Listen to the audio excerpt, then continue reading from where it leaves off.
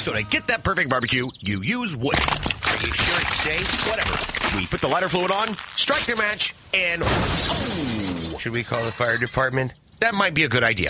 Welcome to the Barbecue Central Show, the show where we talk about all things that are important in the world of barbecue. From big-name interviews with competitors on the barbecue circuit, grill manufacturers and pit makers, to advice on cooking brisket and ribs. You'll find it all right here on the Barbecue Central Show. Your host, Greg Rempe, is a backyard barbecue and grilling fanatic and loves to talk about his passion, which many of us share together.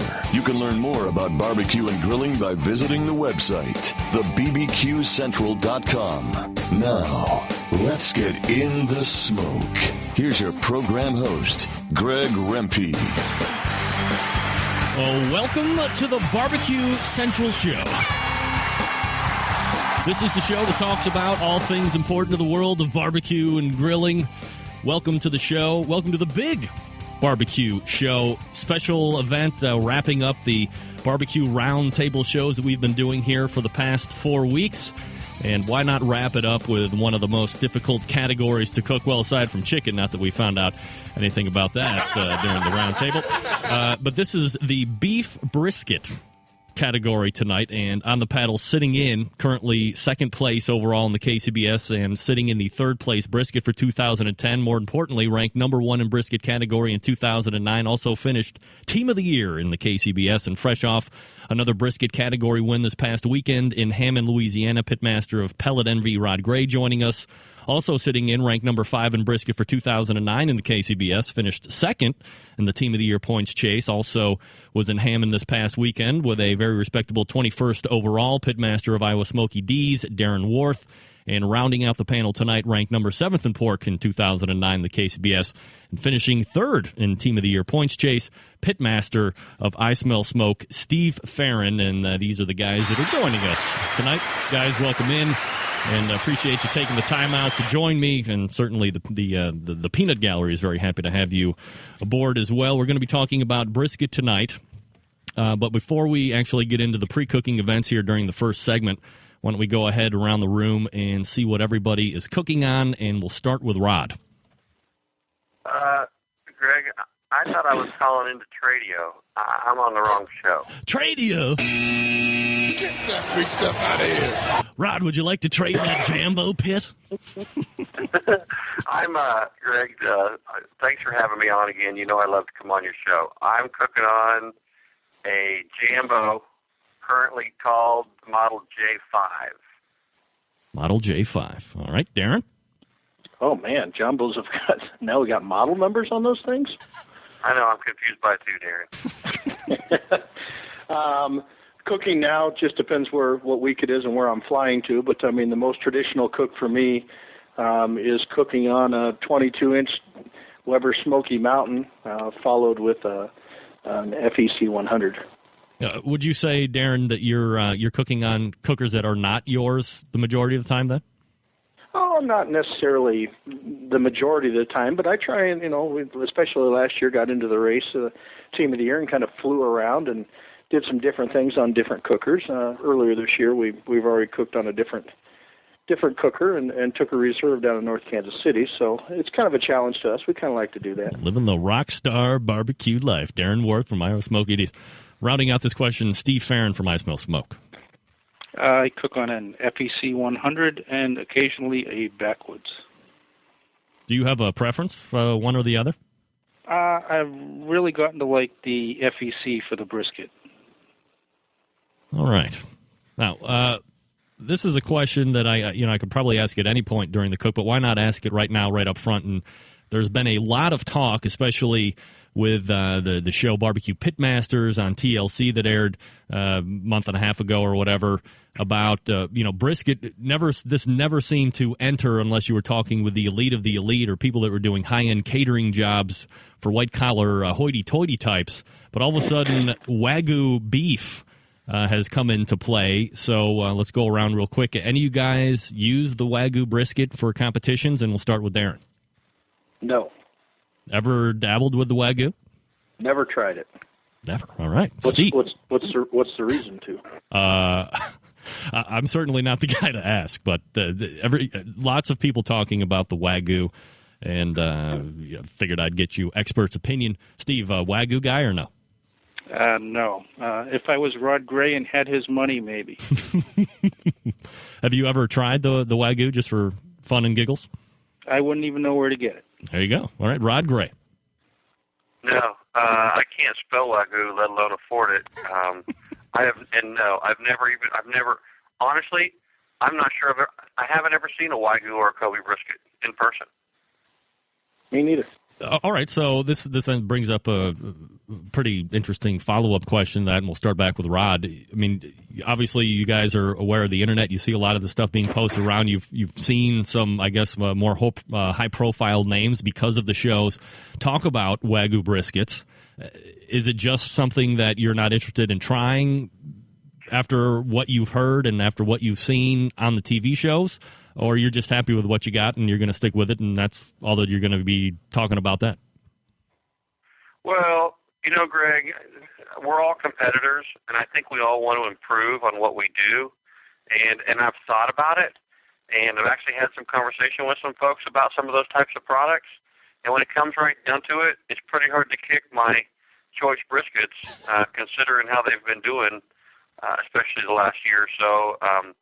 But, in the back of your mind, I don't know. I often wonder if I could improve on what I'm doing by stepping up to that. But honest to goodness, when you have to spend $85 to $100 a brisket to get them to you, and there's no way I'm cooking just one brisket, it just seems cost prohibitive to me. For the people who can do it and win with it, great, good for them. It's just not something that I've looked into very seriously. Steve, are you along the same lines as Rod there? Yeah, and some of the contests I compete in, there may be $100 in prize money, so it doesn't seem to be worth it to buy a $100 brisket. Darren, you're similar then in mindset? Yeah, I'm with them. Don't believe everything you read on the internet or see on TV. I don't have a cupcake pan either. What? All right, so we're going to move into the pre-cooking events. Once again, we're joined by Darren Warth from Iowa Smoky D, Steve Farrin of I Smell Smoke, and Rod Gray of Pellet Envy. By the way, if you lived under a rock last year following Competition Barbecue, they finished 1, 2, 3, respectively, in Team of the Year points race chase for 2009. We'll start with Darren for this question. Whole packers or flats for competition, Darren? Well, actually, whole packers, but we separate them out. Well, so, wait. Don't get ahead of the questions. Just answer the question.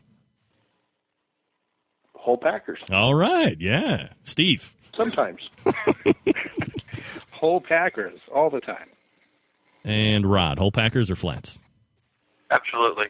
Big whole packer briskets. Now, have you guys ever messed around with flats before, or is it just something that you've never bothered to mess around with? Steve? I've played with them, but I prefer the whole. Right. Rod, ever messed around with flats in competition before?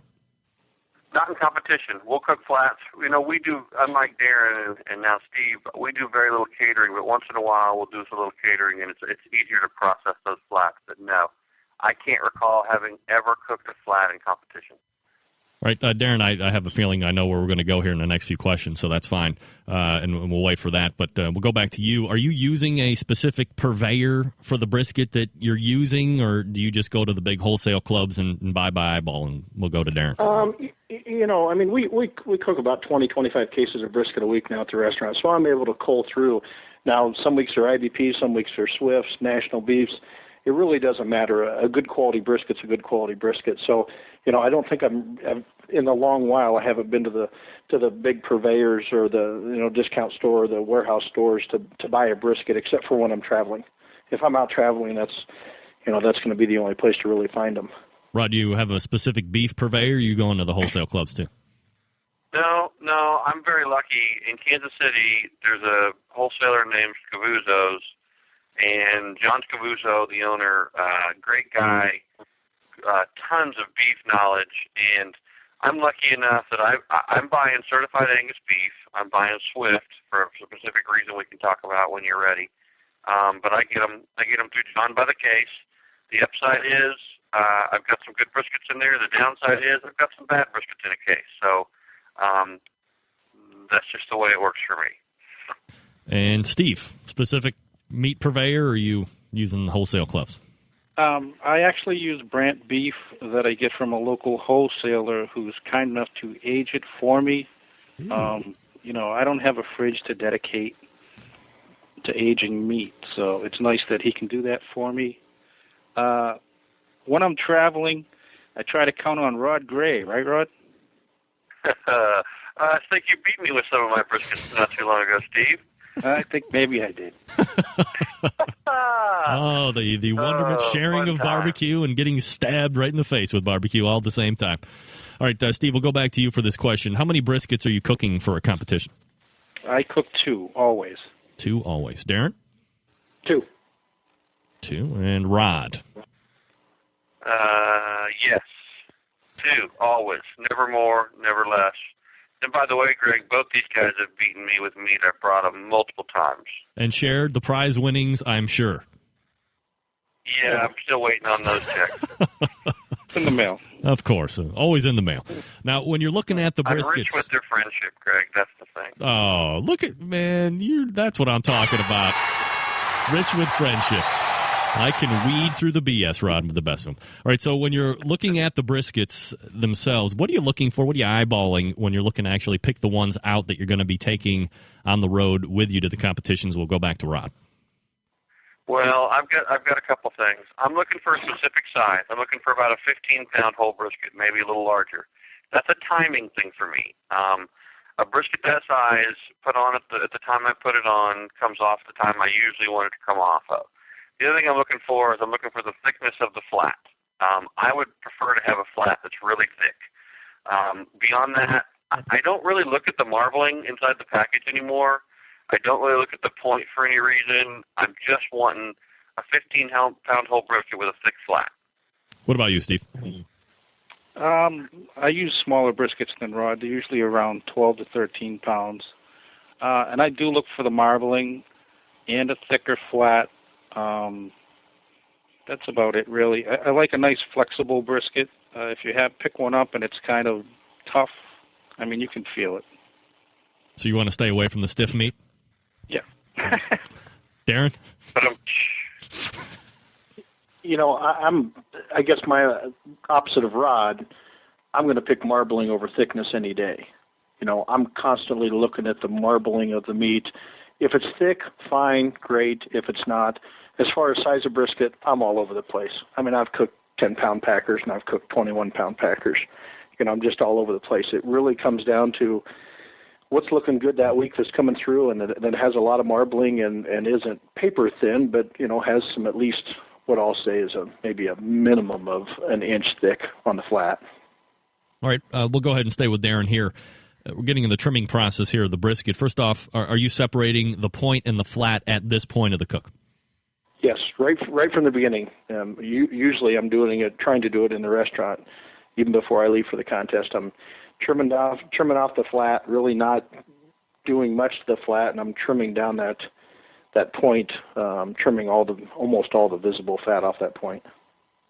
Steve? I do not separate them to cook them. And I trim most of the fat off the point and a pretty good amount of the fat off the flat as well. And even between the two sections, I like to trim it out. And Rod? I'm cooking the whole brisket. No separation during the cooking process. What's your trimming process like? You take a knife in your right hand if you're right-handed, preferably sharp, and you start working away. I trim a lot of fat off the point. I do not trim a thing off the flat. End of the whole brisket. All right, we'll go to Steve, starting with this question. Does anyone, or Steve, are you injecting your brisket during this prep process? Yes, I inject with Fab B. Fab B. All right. Old school, the one that started it all, right? Yeah, he sure did. Steve's sponsored by Fab. Oh, even better. Shout out to Fab. There you go. Ingredientstore.com. There you go. Darren, you injecting? We started with the Fab a long time ago, but we've switched over to the Butcher's product in the last probably 2 years and really been happy with the Butcher's product. Are you finding it a better taste profile or a better presentation profile, or both? Well, Greg, as far as taste, people that know me, I don't eat barbecue, my competition barbecue. I've never tasted, I can't say, maybe I've taken one bite of brisket in the last 2 or 3 years. I don't taste it. When I'm turning in stuff, whether it's pork, chicken, ribs, whatever, I don't taste it. I can't stand the taste of competition barbecue. So, as far as taste, not there. As far as looks, Fab actually made, the brisket just as juicy as the butcher's. But I had a tendency to, with the color in there, a tendency to get some injection marks and some pooling and stuff that I don't find with the butchers. Rod, are you injecting? I do inject. Interesting. Back Joe Ames was creating the Fab products, and Extreme Pork in 2002 was one of 2 teams that were the guinea pigs during that process. So basically, I've injected my brisket from day one. I'm using David Buska's products, the butcher's products. I love them. I just think David does a great job with them. All right. Anybody set their briskets out to kind of warm up or come up to room temperature before we start any type of rubbing process? And we'll go to Darren for that. No. Right out of the refrigerator into the smoker. Steve, you letting it set out for any reason? No. Rod? Not at all. No, right out of the fridge. All right. How far? No warm-up time. No warm-up time. All right. How far in advance are you rubbing the brisket prior to going on the cooker? And we'll go back to Rod. Oh, on Tuesday or Wednesday, you take them out of the fridge and rub them a little bit just for luck, and put them back. And He said brisket, Rob. Oh, brisket. Minimum of 4 hours before it's time to cook them. Darren, how long in advance are you rubbing your brisket? Sorry. How'd you know I was rubbing my butt? I'm sorry. No. Brisket, usually I'm going to guess, and I'm not an exact science. I'm not quite as anal as Rod is. So I'm going to guess on average, hour and a half, 2 hours tops. Steve, what's your rub time? 4 to 6 hours prior to going in the smoker. All right. Using your own rub, or do you use a commercial brand that is already made that you take with you? And we'll go back to Steve to start. I use the Slabs Wow Up Your Cow. Wow, Slabs! Shout out to Darren or to Kyle from last week. Darren, Smoking Guns Hot. Used it for years. Don't use anything else. Smoking Guns Hot. And Rod. I am in the Iowa Smoky D camp. I'm a Smoking Guns Hot guy. All great all-purpose rub. Used it from day one. Darren, where can you get that rub at? SmokingGunsBBQ.com. Oh, I'm sorry. SmokingGunsBBQ.com or any of the barbecue stores around.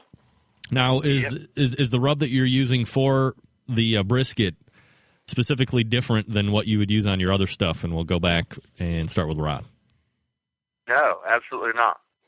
I use Smoking Guns Hot on 3 of my 4 categories, but it's Smoking Guns Hot. The word hot to me is a little bit of a misnomer, and I think Phil would agree that if he had to do it over again, he would change that name. But it's just a really great, all-purpose, well-balanced rub. Darren, you use your brisket rub specific for brisket, or you use it on other stuff? Everything across the board, never changed. Steve? I only use it for brisket. See, there we go. Little change up there.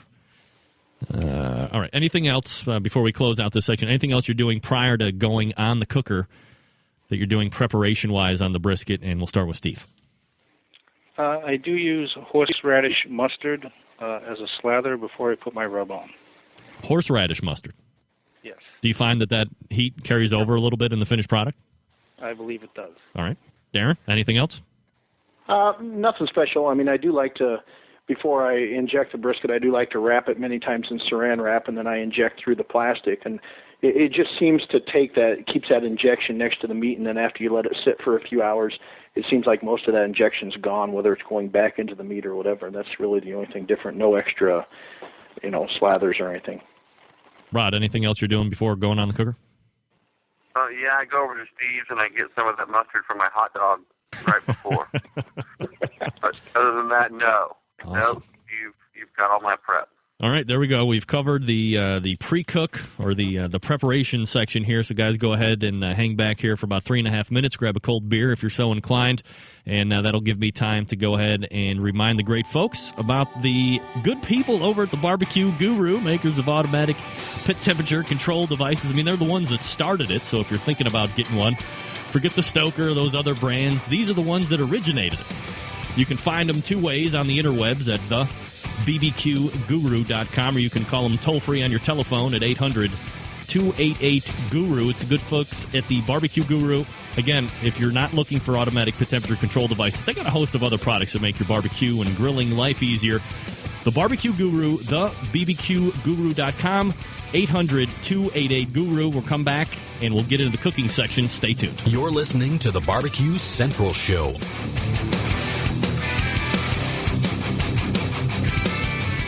Centralites, are you having marriage troubles? Are your kids unruly and don't listen? Then you need the Ribbolator, because great barbecue will always bring the family together, and the Ribbolator always cooks great award-winning barbecue. You can try it free for 30 days, and if your family life doesn't improve, just send it back. The Ribbolator even pays return shipping. But you need to take that first step. Visit Ribbolator.com to get started, or call 206-999-0962. Don't you deserve a happy barbecue family? The future of barbecue is already here at thebarbecueguru.com. From the amazing guru that monitors and controls the temperatures of any charcoal, wood, or electric pit to the Caldera Tallboy knockdown smoker. Yes, it breaks down and stores flat, yet it's still a robust, sturdy, portable cooker and smokehouse. It also serves as an efficient temperature-controlled convection oven using wood or charcoal. The Tallboy is designed to fit all catering pans and can be used as a warming oven.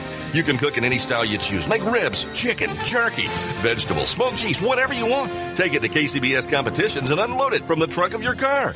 TheBarbecueGuru.com is where you'll find the Caldera 3-Bay Caterer. It's stainless steel and uses charcoal or sterno for chafing purposes. And it doubles as a 3-bay sink or wash station with hot water and knocks down in seconds with no tools required for transportation and storage. The future of barbecue is here at TheBarbecueGuru.com. That's www.thebbqguru.com or call 1-800-288-GURU. Introducing Cosmos Q. Cosmos injections and marinades use only the finest ingredients, and they mix easily, never clotting or caking. From our beef injection to our pork injection, you're guaranteed to wow your friends, family, and judges. And don't forget to check out our newest marinade, Cosmos Chicken Soak, for that moist and tender chicken you're gonna love. You can find all of Cosmos award-winning products at CosmosQ.com. Cosmos Q, the new generation. Taste the difference. Barbecue fans travel from all over the country to learn the secrets of real pit barbecue from Grand Champion Pitmaster Conrad Haskins. Now take your skills to the next level with a Barbecue Institute Pitmaster class. You'll learn how to make sauces, rubs, and smoke mouth-watering barbecue every time you cook. Your new skills will impress friends and family, and some of our graduates have gone on to success with barbecue businesses and TV fame. For more information, visit bbqclass.com. Forget going from site to site to get all your barbecue and grilling supplies and make your first and final stop at fredsmusicandbarbecue.com. In the market for a new barbecue pit, we have all the big name brands like Big Green Egg and more. As a matter of fact, Fred's is staffed by eggheads and carries all the parts and accessories for the Big Green Egg. More of a pellet head, you say? Fred's is the Pellet Grill Superstore with grills in stock from Traeger, Green Mountain, and Country Smokers from Louisiana Grills. Fred also carries smokers from Cook Shack, Bradley, and Weber as well as a full lineup of charcoal grills. And once you're outfitted with your new smoker or grill, you'll find absolutely everything you need to make your barbecue or grilling experience a success. Fred is also the creator and distributor of Tasty Licks barbecue products, including their great line of rubs, spices, and sauces. You gotta try them. You can also get your hands on a full lineup of marinades, accessories, lump charcoal, wood chips, pellets, chunks, and even the great grilling tools from Stephen Reichland of Barbecue U fame. Check Fred out on the web at fredsmusicandbbq.com or check out their fully stocked showroom in beautiful Shillington, PA. Get in the smoke.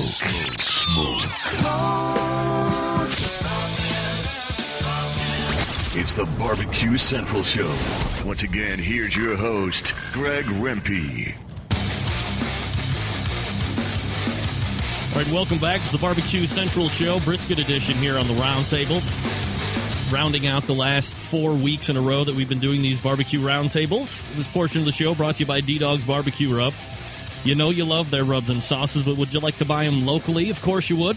Well, D-Dog needs your help. Send them the name, address, and phone number of your local barbecue store, farmer's market, or grocery store, and D-Dog will take care of the rest. Email that info to Darren, D-A-R-I-N, Darren at ddogsbbq.com. He will take care of the rest. It's the good folks at D-Dog's Barbecue Rub, and as we all know, the D-Dog's Barbecue Rubs are better than ketchup, baby. All right, we're going to go ahead and finish up, or I guess not finish up, but we're going to start with the cooking process. Joining me and sitting in on the panel, Rod Gray from Pellet Envy, Steve Farrin from Iowa. I Smell Smoke, Darren Warth from Iowa Smoky D's. Gentlemen, thanks for hanging with me through the break. So we have everything prepped up and ready to go on the cooker. What time are you guys putting the briskets on at competitions, or I guess how much time are you allotting these to cook? And we'll start with Rod. I put my briskets on at 3 a.m. Bam, down and dirty, there's the answer. Steve. 11 p.m., I have an old-style FEC, so I have a smoke setting that I put it on for an hour, and then up to 250 after that. And Darren, what time are you putting them on? Depends. Once again, depends whether I'm at the contest yet or not, but I try and get them on the Weber. I cook on the Weber Smoky Mountains first, so I'm going on them for about 2 hours, starting, approximately 8 o'clock at night, on there for a couple hours, and then over to the FEC overnight. And what kind of wood are you guys using for smoke flavor? And we'll start back with Darren. Cherry wood, right out of the Iowa farm. Right. Only cherry. You ever messed around with any other kind of wood, or you just like cherry? Well, once last year in Arizona in that contest when we actually went ahead of Rod in the team of the year, I'd brought my cherry wood down and left it in the hotel room. So I went over to Rod and said, "You got any wood?" And he gave me some little slivers of pecan wood, and they seem to work out really well. But cherry's we use that in the restaurant, and it's just kind of what we use day in and day out. Steve, what kind of wood are you using for smoke flavor? I use a mix of pecan and cherry. And Rod, wood? I think Darren answered for me. I wanted to have a smart comeback, but, I'm just always there to help when I can. You are, Rod. You are. Rod, have you always been a straight pecan guy, or have you used other wood in the past and have kind of morphed into the pecan? I'm trying not to be confusing tonight. I still cook with pellets on occasion. When I cook with pellets, I cook with Barbecuer's Delight's Hickory Blend. I love that pellet. You can try everything under the sun, but I'm telling you, that's the way to go. But truthfully, and the reason why is I have a good friend in southeast Kansas, Rob Riggin, who's a game warden, and Rob helps me find my wood. So my wood is free. So that's why I use pecan, and that's all I've ever used in that pit. Free wood is the best wood, I always say. So you say your friend gives you wood?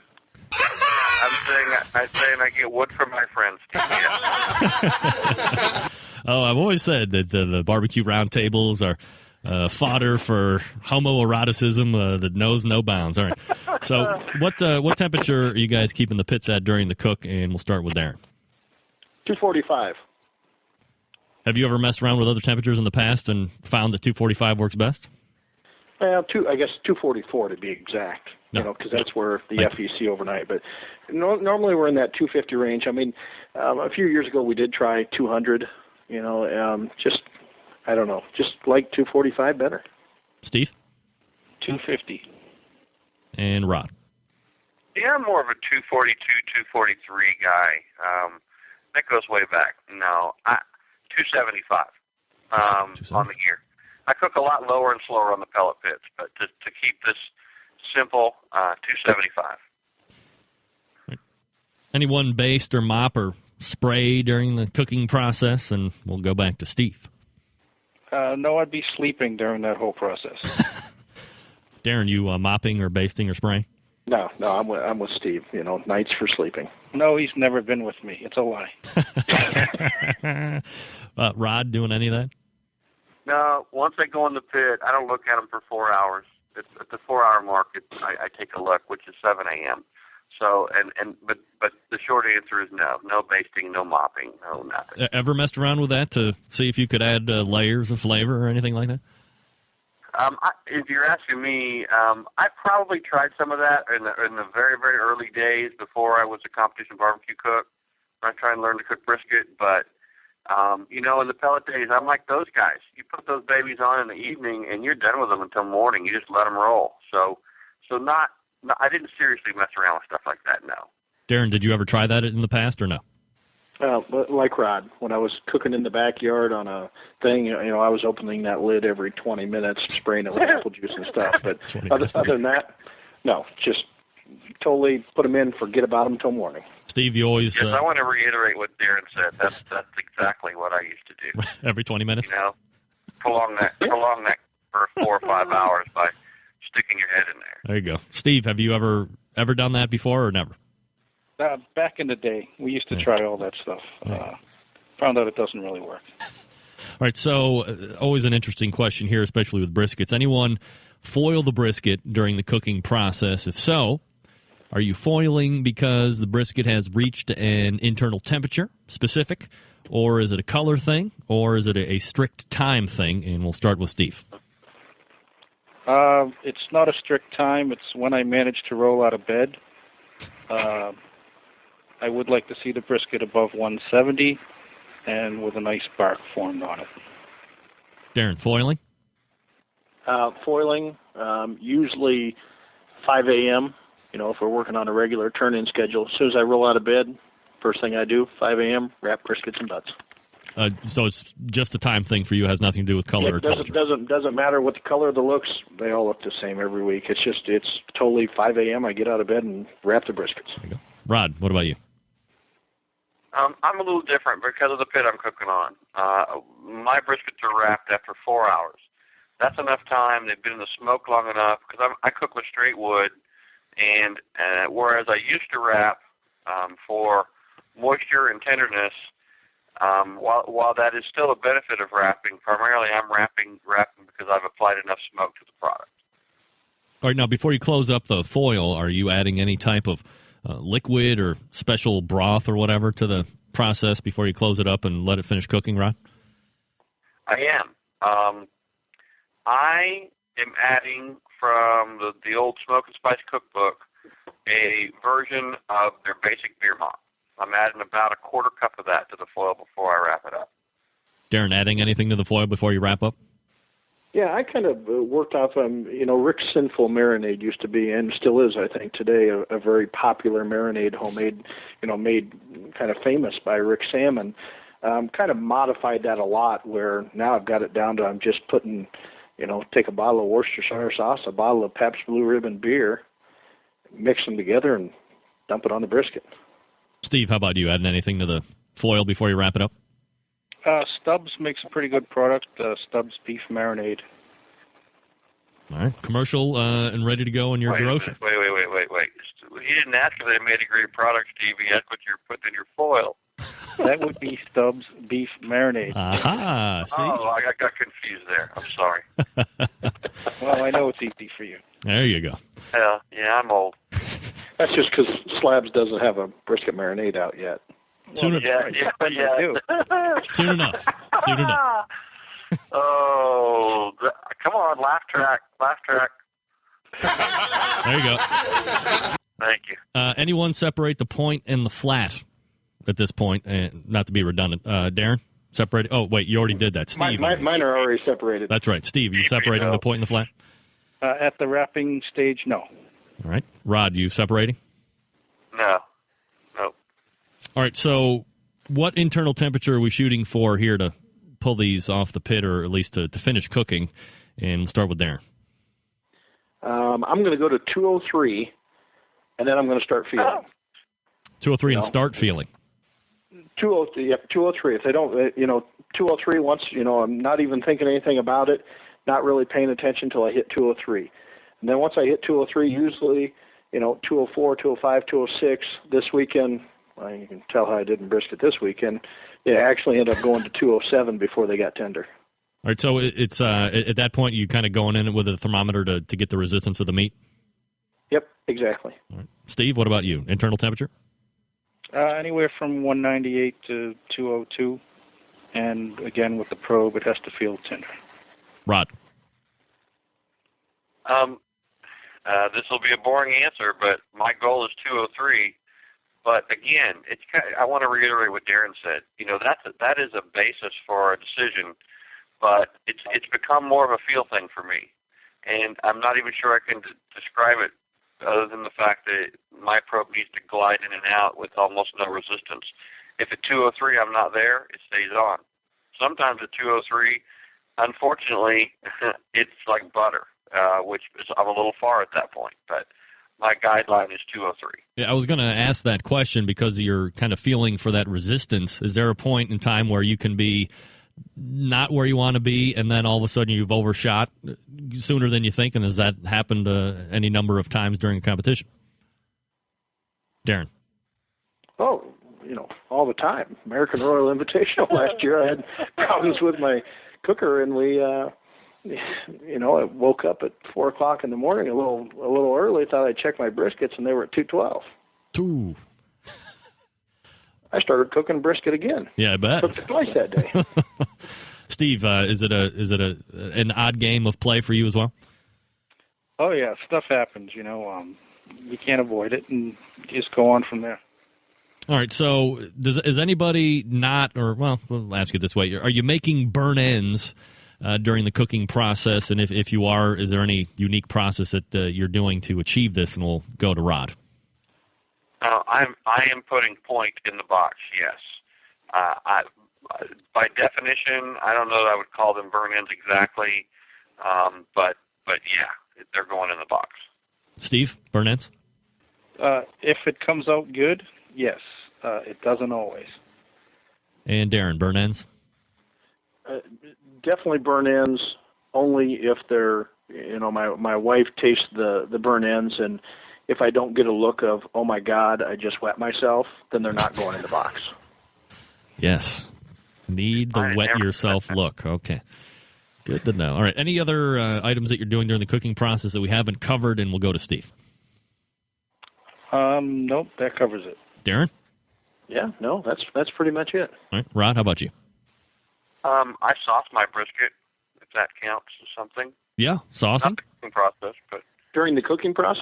During the cooking process. No, we're going to. No, I'm sorry. No, then you've covered it. See, look at you. I just want to know where Darren found a rep at 4 a.m. at the Royal Invitational to get his new briskets inspected before he started cooking again. I got them all inspected, you know, the day before. Oh, okay. All right. I actually had 8 briskets at the Royal because you always got to have a backup plan. And when I opened the refrigerator and said, "There's my briskets," they said, "Okay." See, there you go. Question answered. There you go.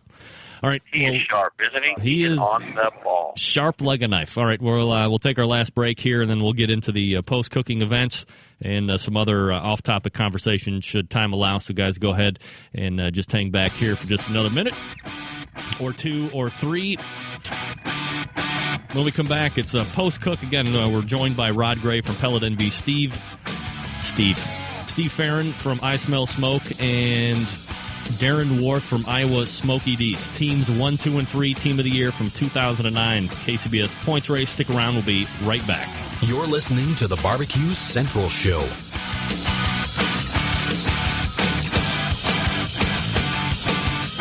The future of barbecue is already here at thebarbecueguru.com.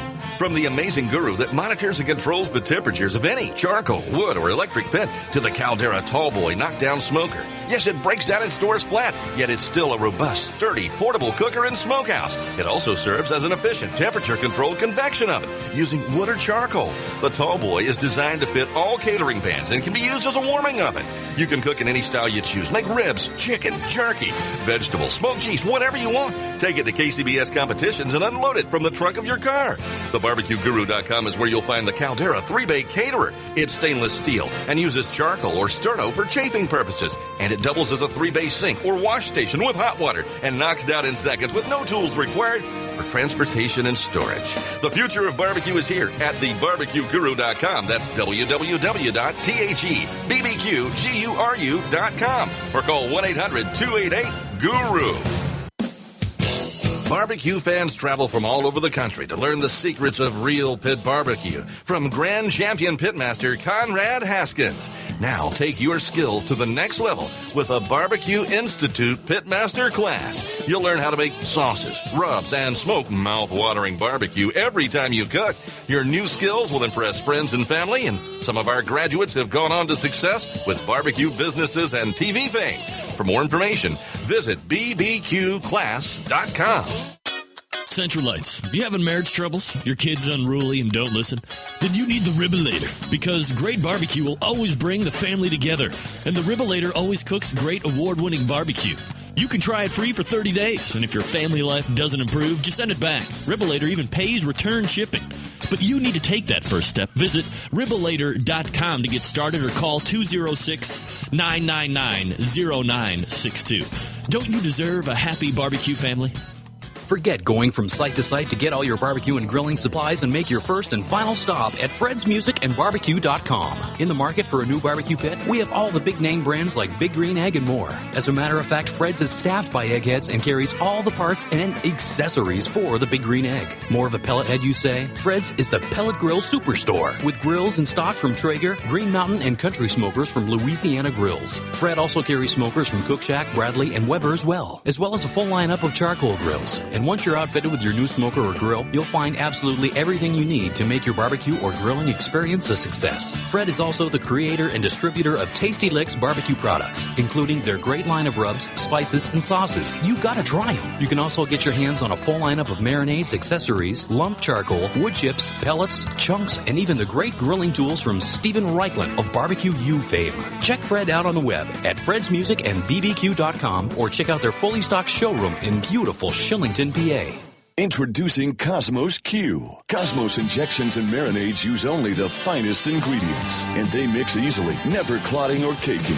From our beef injection to our pork injection, you're guaranteed to wow your friends, family, and judges. And don't forget to check out our newest marinade, Cosmos Chicken Soak, for that moist and tender chicken you're gonna love. You can find all of Cosmos award-winning products at cosmosq.com. Cosmos Q, the new generation.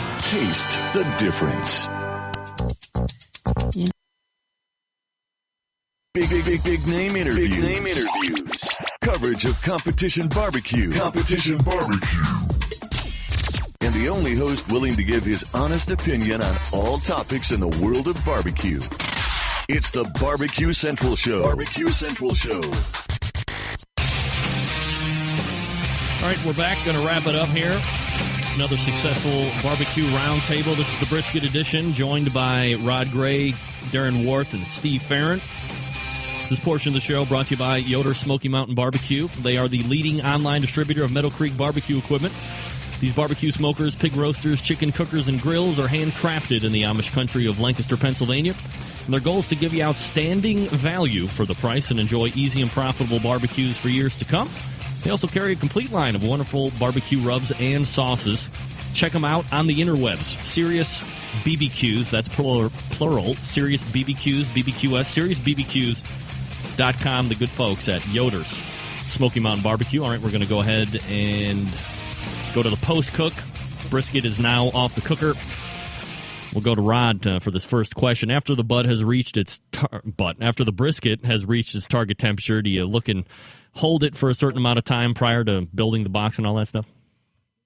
You know, Greg, while we were on the break, I thought strongly about my brisket process, and I've forgotten two things. Okay. I clean all. Let me grab my pencil. With grease lightning before I start working, and on Friday evening I light and cook my dinner on an easy grill. That's part of my brisket process. Yes. Proper pluggage. You know, you could have saved that for the end for parting shots, Rod, but that's all right. Go ahead. Sorry. Honestly, my goal is for my briskets to come off somewhere between 9 and 10 a.m. Sometimes I'm a little early, sometimes I'm late, but in the perfect world, those two big briskets come off between 9 and 10. For noon turn-in. Chicken, normal case-based turn-in times. Right, Darren, how long you looking to hold it before you start working with it? Well, normally I want to get that brisket. If I can get off by 8 a.m., great. If I can get off by 7 a.m. into the camber, it's great, because that means I got a better chance of getting a nap sometime during the turn-in morning. Steve? I aim for 9 or 10, and I actually let it rest for a half hour before putting it in the Cambro. All right, so let's get into the box portion here a little bit. Do you guys leave a lot of time before before you start messing with it to build this box? Is it something you do well in advance before any turn-ins, or do you build them category by category? And we'll go to Steve. We try to get all our boxes built before the first turn-in.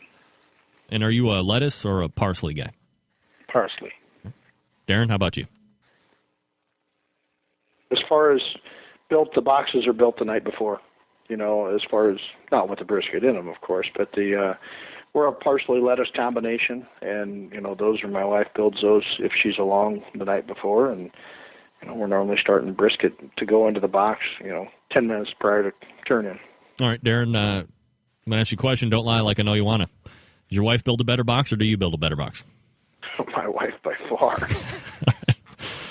That was a stupid question. then it's like, okay, do I want to build a box? That's the worst job in the world. I'm glad she likes to do it. Have you know, Darren, my dad said there was no stupid questions, so we'll move on. Rod, box building, is this something you do the night before? Are you doing it category by category? Especially when I'm by myself, I build my parsley boxes on Friday night. Sherry, when she's along, sometimes if she's got time, she'll do them on Friday evening. If not, she'll do them on Saturday morning, for sure. And honestly, Greg, it wasn't a stupid question, but Darren gave the perfect answer. If he said he built a better box, it'd probably become his job. From what I've heard, nobody wants that. So unless it has to be like that. 2 shows ago, that's right. Well, 2 shows ago, I covered chicken, and aside from not sharing much, a lot of all the panelists said that they did not taste chicken prior to turn-in. So, assuming gets me in a lot of trouble. Now, I think Steve or Darren might have already answered this question, but we'll go back to him just for affirmation. Are you guys not tasting your brisket before you turn it in? And we'll go to Darren. If my wife's along, she'll taste it. But other than that, I'm not tasting it. I'm feeling that thing and looking for moisture and whatever. And that's why you always cook 2 briskets. One of them is always superior to the other when it comes to moisture and stuff. And to me, that it counts a lot more, than taste. But if it's just you, you're definitely not tasting it if it's just you. I'm not tasting it, or if I'm having somebody taste it, it's somebody I got along that I'm saying, here, taste this and let me know which one tastes better, because I can't do it. Steve? I taste all my entries before they go in the box. And Rod? Yeah, you can't knock what Darren's doing because he's very successful, but I have to taste. I'm not going to tell you I like to, and I'm going to tell you when Sherry's with me, she's my taster, because honestly, cooking on straight wood, by that time of the day, actually by turning time, your senses have been dulled, and I just don't taste things as well. But when I'm by myself, yeah, I'm tasting both my briskets to find the absolute best product to put in the box. All right, so how do you actually go about picking the brisket that goes into the box? Is it all slices? You throwing in burn ends or some chopped brisket? Or what makes it into the box for final turn-in time? We'll start with Steve. I try to put 6 to 8 slices, and if the burnt ends are good, I put 6 of those in. No chopped or anything like that? No chop, no pull, none of that. I tried that once. How'd that work out for you? Not too good. Okay. Darren? Burn ends and slices, burn ends only if they're good. As far as number, until it looks right. And as far as slices, at least 6. Sometimes there's 10, sometimes there's 8. It depends on what likes and what fills up the box. The most important, I think, about the whole competition barbecue is if your box not clear full of meat, then, you're probably not having too good of a chance. And I'm remiss because I didn't ask this question to Steve, so we'll go back to him first real quick. How are you making a determination on where you're pulling slices from? Are you picking a brisket first and slicing from there, or are you taking from a combination of both? I take a center slice from both briskets and compare the two, and that's how I choose which one I'm going to use. And we're taking the slices from the middle of the brisket. What about you, Darren? Cut a slice off each end of the brisket, and then picking the brisket and then, just slicing right there. It ends up being somewhat in the middle of the brisket. Right, Rod, what are you putting in the box? And then, of course, first, how are you deciding which one you're going to use, or do you use from both? Well, we used to sample both ends of both briskets, and honestly, we've gotten to the point where the area underneath the mostly covered by the point, or the point into the flat area, is where we're sampling, and then we're getting our slices beyond there. We've stopped taking slices from the very far flat end of the flat because we just got to where it wasn't ever as good as this other area. In terms of what goes in the box, first and foremost, we only put something we want somebody to taste in the box. Steve touched on a great point when he says that when it comes to burn ends, he'll put them in if they're good, but if they're not good, they're not going in. While I have a pretty traditional presentation and why I wanted to have some of the point in the box, if it's not good, it's not going in. The other thing we try to do is we try to turn in a box full of meat. So if we've got the point in the back of the box, we can get 8 slices in there, great. If we don't have anything in the back and it's all slices, we're going to fill that box full of slices. In theory, in my mind, when they open that box for appearance, a box full of meat just looks better to me, and I hope to the judges. Right, so go back here just for one more second, because I know, Rod, you alluded to this here a little bit earlier, but we'll start with Darren. Are you saucing the meat or hitting it with some type of broth or some type of sheen liquid to make it look good, or to add extra taste before you box it up and run it over to the judges? Well, not so much. I mean, we've got I won't even call it it's a mixture of sauces, but it's more of a glaze. And we'll get a very thin layer of that across the slice, just to hold the sheen as it goes through the process. Steve, you hitting it with anything before you put the lid down and run it?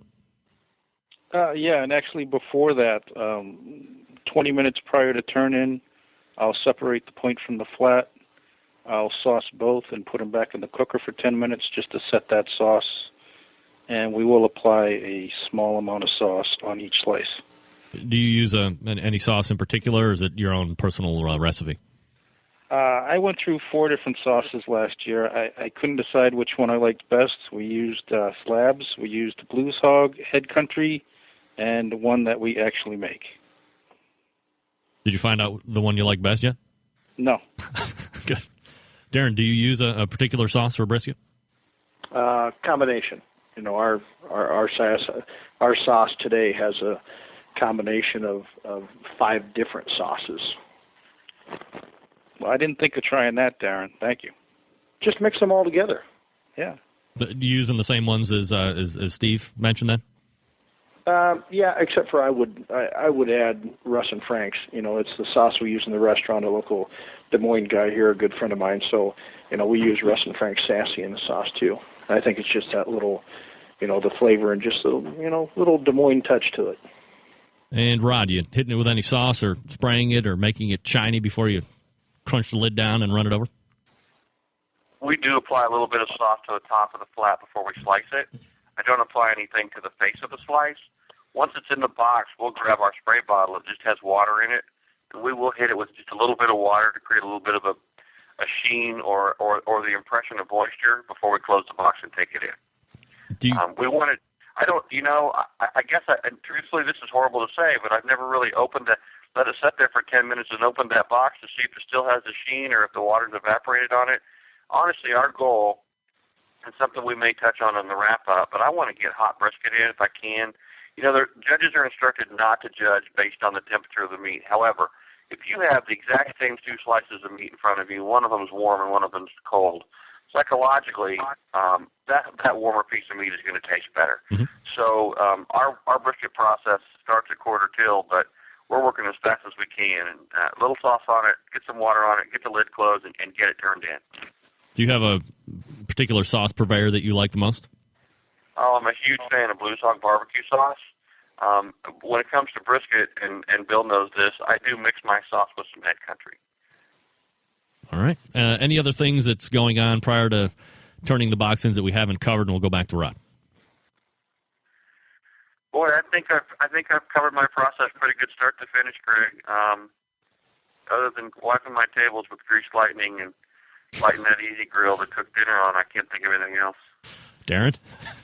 Well, I kind of got a question for Rod is, if you're worried about getting it hot, then why is sherry always standing around the corner of the judging tent waiting for figure out who to turn the brisket in with. Because she's always hiding when we're coming running, so it's got to be getting cold when she's there. Coming home from Little Rock, we were discussing that, and honestly, she's waiting for somebody to make a cup. It's the whole reason behind that.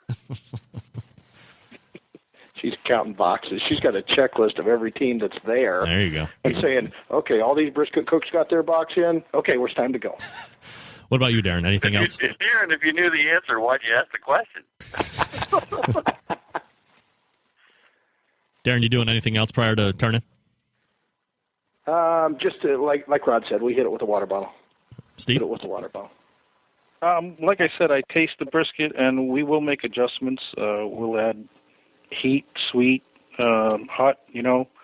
If we think it needs something, we'll add it. Finishing rub, and then like the other two, we'll spritz it with a little water. All right, so that's going to wrap up the post-cooking process. We'll move quickly into the parting shots, shameless self-promotion, and the hearty ass-sucking of the host for letting you guys on here. We have roughly 4 minutes here to go before I move on to bigger and better things with Chris Lilly next segment. But we will start with Rod Gray, where I can't even begin to imagine where we'll start here, but why not let him go first? Number 1 in 2009, currently second in Team of the Year standings for 2010. Rod Gray, the floor is yours. Did you say ass-sucking? Because I prefer to call it creating a hickey. There you go. Whatever you like. Greg, I will say this, Greg. I love coming on your show. I love that you let me plug my sponsors. It's great to be on with Darren and Steve, two great cooks and very competitive guys, and I wish them all the success in 2010. Nobody you want to plug? Yeah. They what? Grease-lightning.com. Awesome product. Use it everywhere. The best product I've ever found to take stains out of clothing, bar none. And Friday night is a cook-off. Don't fire up your big pit to cook dinner. Grab an easy grill. Light it. It's ready to go in 15 minutes. Cook on it. It cooks anything a big grill will cook. And when it's done, throw it away. Darren Warth from Iowa, Smoky D's, number 2 in Team of the Year. Number 2 Team of the Year 2009. Floor is yours. Well, I'd like to thank my sponsor, me. No official sponsor. Yeah. SmokyD'sBarbecue.com. Follow us on Facebook. Follow us on Twitter, and getting ready for our big new 10,000 square foot mega restaurant, bar, banquet room, patio, and carry out barbecue in I-80 in Des Moines. And we'll wrap it up with Steve Farrin, I Smell Smoke Pitmaster, finishing 3rd overall 2009 Team of the Year KCBS. The floor is now yours. I'm not good at that ass-sucking thing. I'll just make kissing noises. Thanks, Greg. My sponsors, theingredientstore.com, sellers of Fab B, the Slabs, OBQ, Barbecuer's Delight, and visit the redrose-cafe.com, a restaurant in Weymouth, Massachusetts, now being run by Steve Farrin and Brendan Burke. All right, there they are, guys. Rod Gray, Darren Warth, and Steve Farrin telling us what to do when it comes to beef brisket. Gentlemen, appreciate the insight. And quite honestly, the candor and the willingness to share information is greatly appreciated, and this will certainly go down as probably one of the best roundtables that we've ever had. And again, I appreciate you coming on to do it. Good luck to each and every one of you, and we will be looking for all of you here in the future on the Barbecue Central Show. Thanks, Greg. Thanks, Greg. All right, guys, take care. There they are, Pitmasters. They're good. Hey, they're good. They win a lot. Rod wins a lot.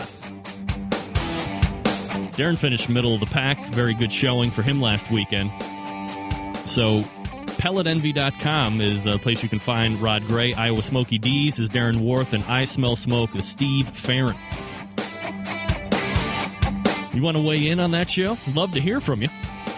I thought that was some brilliant information. Nobody holding back, which certainly I appreciate. Look, everybody wants an edge. So it's certainly not surprising to me if somebody didn't want to come on the show to do it, maintain that competitive edge. I wouldn't share. I wouldn't do it. So thanks again to Steve and Rod and Darren. That's going to wrap up the Barbecue Roundtable shows. We did 4 weeks of them. If you've missed them, go to the archives, the bbqcentralshow.com, and click on the archives bar right underneath the header. And you can start to download all of the roundtable shows. We'll have some backyard versions here coming up next go-around, and then we'll swap back out to competition as well. Stick around. We're going to be coming back with the After Dark segment with barbecue superstar Chris Lilly from Big Bob Gibson, so stick around for that. The bbqcentralshow.com is the place to be, BCRN, and we will see you in just a few minutes. Stand by.